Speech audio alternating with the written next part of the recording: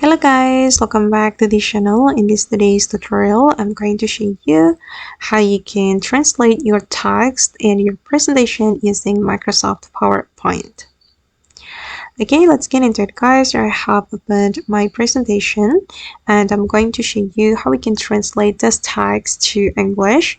First of all, we need to select the text we want to translate, and then we can go to the translate and just wait for a moment. Okay, and the source language will be automatically detected, so you don't need to change it.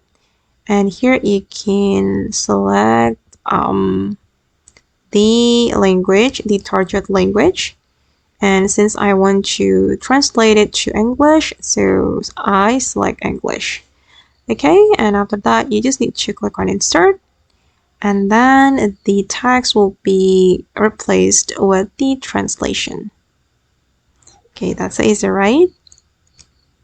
Okay guys, and that's all the way to translate our text in Microsoft PowerPoint. I hope this tutorial will be useful for you. Thank you so much for watching, and bye!